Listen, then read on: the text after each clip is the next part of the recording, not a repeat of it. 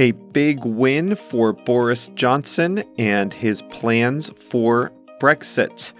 Hi there, welcome to Plain English. I'm Jeff. JR is the producer, and this is episode 217 of Plain English, the best podcast for practicing English. That's because we have two versions, a slower version and a faster version, to help you train your ear and get used to listening in English. And if you miss a word, not to worry, you can find a transcript of the program at plainenglish.com/217. Coming up today, British Prime Minister Boris Johnson promised to get Brexit done, and the voters rewarded him with an 80-seat majority. As he moves to make Britain's withdrawal from the European Union official, he has the wind at his back, and that is the expression we'll talk about today. We also have a song of the week since it's Thursday. Now, before we start, I want to clarify a quick term that I'll be using. The term is poll, and it has two meanings relevant to this topic. The first meaning is as an opinion poll, essentially a survey in which a pollster calls people on the phone and asks their opinion about a question. The other type of poll that we'll talk about today is an exit poll. An exit poll is where a pollster stands outside the voting areas and asks people how they voted. Opinion polls happen all year round on all sorts of topics, whereas exit polls are only done on election day.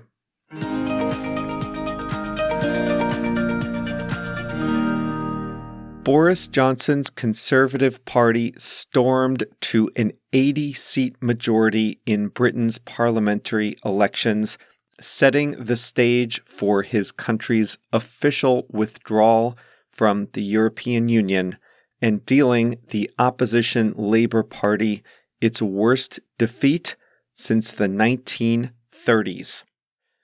If the word to describe British politics in the last 3 years has been deadlock, the word to describe this election was decisive.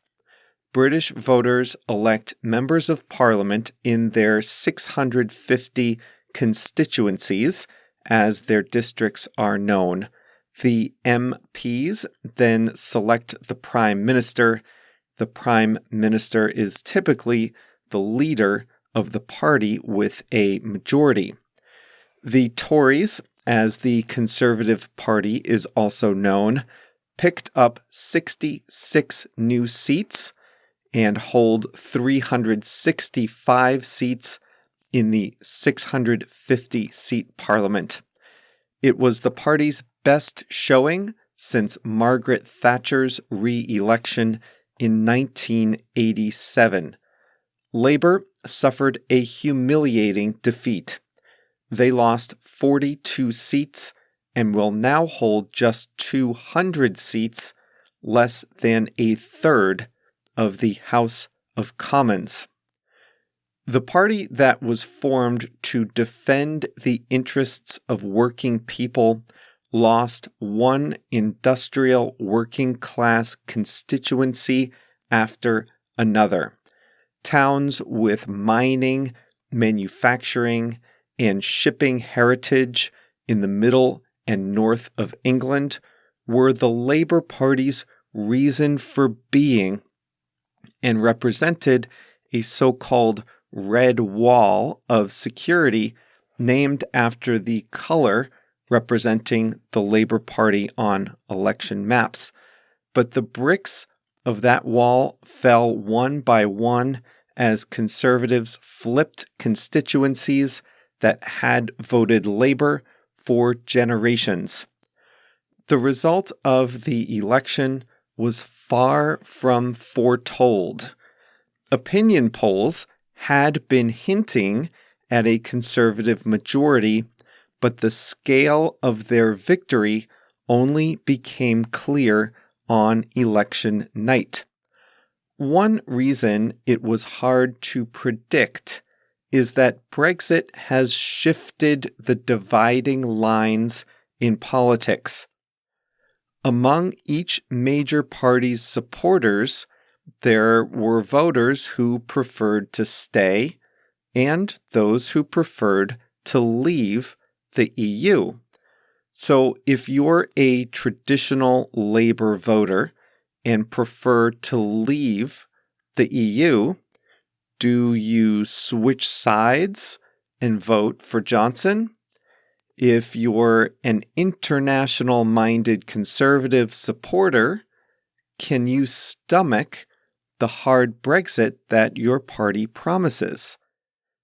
In Britain, it is illegal to publish exit polls or analyses of voting patterns when voting polls are open, so there wasn't a stream of news during the day about the likely election results.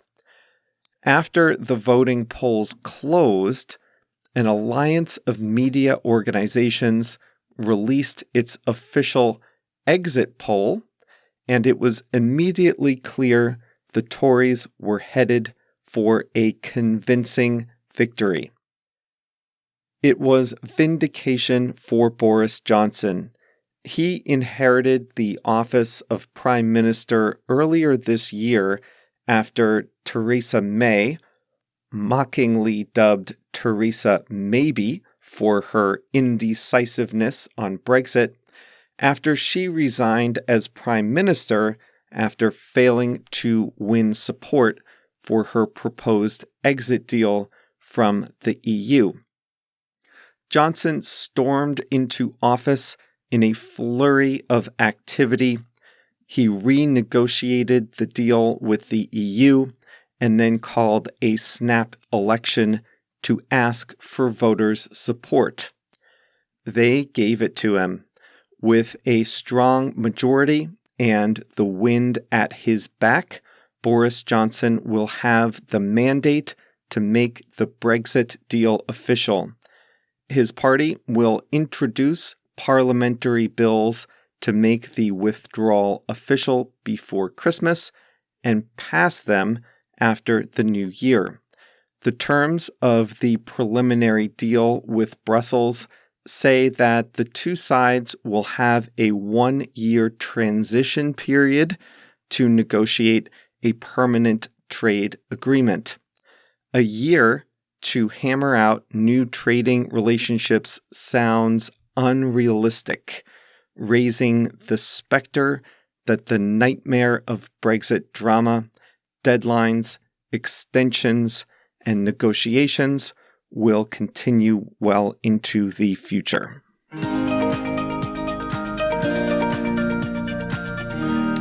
I'll tell you my favorite part of the British elections.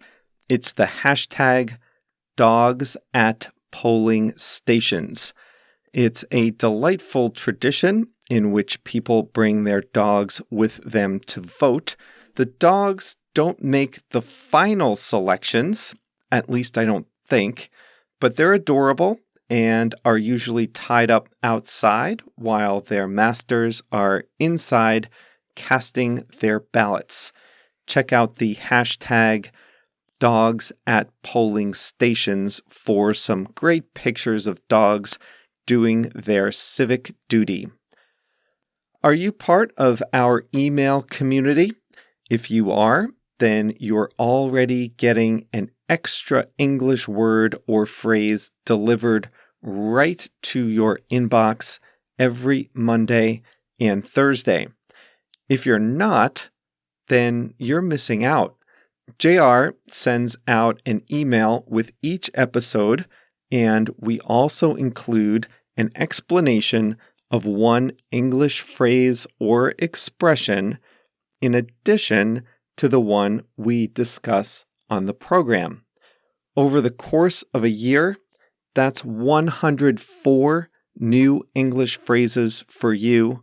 So make sure you're signed up to get those bonus words by visiting plainenglish.com/mail, M-A-I-L.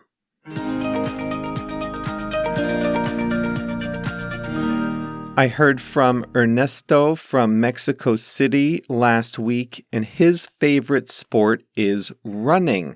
So Ernesto is going to understand this expression, wind at your back.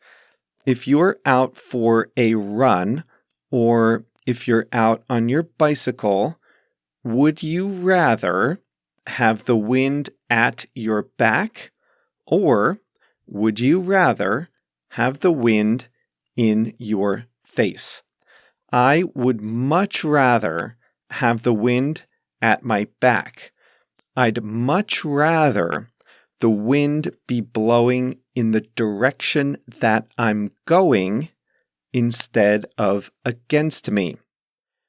Any golfers out there, would you rather tee off with the wind in your face, blowing toward you, or with the wind at your back? I used to play golf, and I didn't want any wind at all. I had a hard time hitting the ball straight without having to consider the wind. But if there's wind outside, you'd much rather have it at your back instead of in your face. And we can use this term metaphorically a lot as well.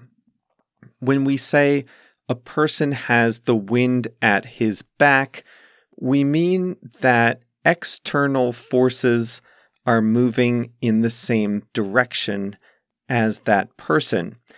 It means that person's job is going to be easier because of these external forces. Boris Johnson now has the wind at his back in his quest to sign a deal to withdraw from the European Union. The people just gave him a strong show of support. He won a big majority. He has the support he needs to get this done. It's not always the case. In the last British election, the Conservative Prime Minister Theresa May lost her majority. She was still the Prime Minister after that election, but only because of support from other smaller parties. She went to the voters to get support for her Brexit plans, and she lost seats. So she did not have the wind at her back, and her job was so much more difficult. It's December 19th today, so that means this is the last Thursday episode before Christmas, and JR has selected "It's Beginning to Look a Lot Like Christmas" as the song of the week. That's a famous Christmas song going way back to the 1950s. It was written by a singer named Meredith Willson, but was made popular by the classic singer Bing Crosby. But the version JR has selected as the song of the week today is the version by the Canadian singer Michael Bublé. So our song of the week to get us in the Christmas spirit is "It's Beginning to Look a Lot Like Christmas" by Michael Bublé. That's all for today's episode. Coming up on Monday, we'll talk a little more about Britain's choice, give you a little more context on what's happening there. You're learning English, and a lot of you want to know about what's going on in English-speaking countries. So we'll do one more episode on Britain on Monday. If you can understand this program, then you might be ready to speed things up a little with Plain English Plus. As a member of Plain English Plus, you can listen to a fast version of this very program. A lot of members listen to both. They listen to the slow version first to understand the topic. Then they listen to the fast version to see how it sounds at full speed.